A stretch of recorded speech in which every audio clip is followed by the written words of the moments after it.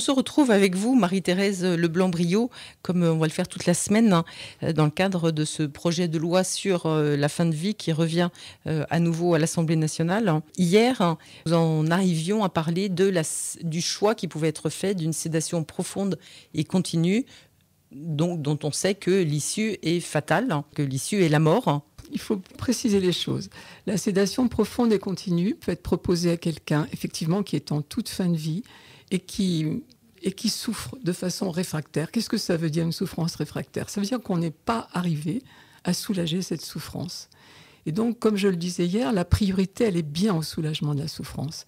Et donc, on met en place un traitement qui associe des antalgiques majeurs de la famille de la morphine et des produits qui font dormir, qui peuvent être utilisés en anesthésie. Donc, on provoque un coma en soignant la douleur, en évitant la douleur. Et la mort survient parce qu'on ne met pas de perfusion, on ne prolonge pas la vie de la personne. Donc, la personne est profondément endormie, a des médicaments pour ne pas souffrir, et la mort survient à un moment qu'on ne maîtrise pas.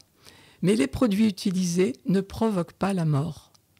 La mort survient parce que la personne est au bout de sa vie, tout simplement, et qu'on ne fait rien pour maintenir la vie. La personne est dans un coma et elle meurt à son heure. C'est subtil et très ténu sans doute comme distinction, mais vous avez raison de le préciser parce que ça s'oppose bien effectivement à l'euthanasie qui est une façon active. On donne un produit pour mourir, c'est ça? L'euthanasie, on injecte un produit qui fait mourir immédiatement la personne. L'objectif est clair, c'est de provoquer la mort. Alors ça, bien sûr, c'est toujours dit dans une intention d'empêcher la souffrance, d'arrêter la souffrance, mais les médicaments qui sont utilisés provoquent la mort. Dans une sédation profonde et continue, les médicaments utilisés endorment, anesthésient et luttent contre la douleur, mais ne sont pas des médicaments qui provoquent la mort. Mais à partir du moment où la personne n'est pas perfusée, où il n'y a pas de traitement de soutien de sa vie, forcément la mort arrive. Cette sédation profonde et continue, elle a été mise en place notamment lorsqu'il y a des arrêts de réanimation respiratoire, par exemple, parce que ça devient de l'acharnement thérapeutique. Et si on débranche la machine, comme on dit couramment, on ne va pas laisser la personne s'asphyxier. Oui, donc, ce qui serait horrible. Ce qui serait absolument horrible. Donc, on met en place une sédation profonde et continue. Et lorsque la personne est profondément endormie, on débranche la machine pour qu'elle ne souffre pas au moment du décès.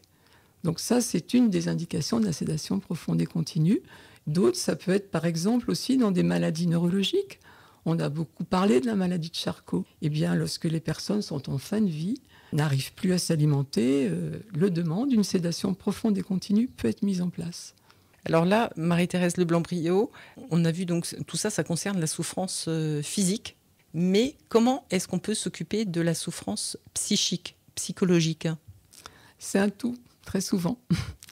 Et la souffrance psychique, psychologique, je dirais que la chose la plus importante, c'est l'écoute. C'est d'être vraiment présent à l'autre, d'écouter vraiment ce qu'il ressent. Parce qu'il n'y a pas une façon identique de vivre la maladie grave, qu'elle soit cancéreuse ou neurologique. Chacun la vit avec son histoire. Et ce qui va être important, c'est de construire avec chacun la façon dont on va traverser ce temps pour que ce soit de la vie et que la personne se sente considérée. Avec l'accompagnement et les soins palliatifs, on peut mourir dignement. La dignité n'est pas l'apanage de l'euthanasie. Les personnes ont besoin de se sentir écoutées, respectées, considérées. Elles doutent forcément. Est-ce que ma vie, dans cet état-là, ça a de la valeur? Est-ce que ça a du sens? Elles posent des questions. Parfois, elles demandent à mourir. C'est complètement normal dans le cheminement d'une maladie. Mais l'attention portée, la considération, les soins, cette écoute et cette présence authentique, c'est fondamental. Ainsi que l'entourage, bien sûr, qu'il est nécessaire de soutenir. C'est tout ça qui fait que les personnes nous disent...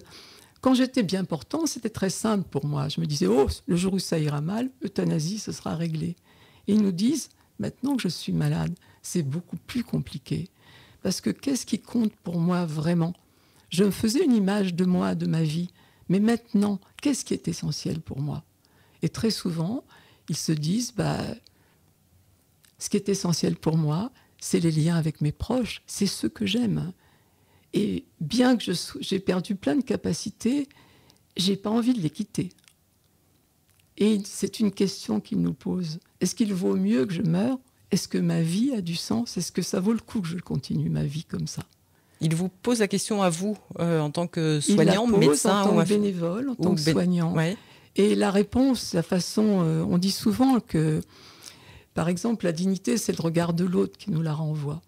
Et la façon dont on se positionne est fondamentale.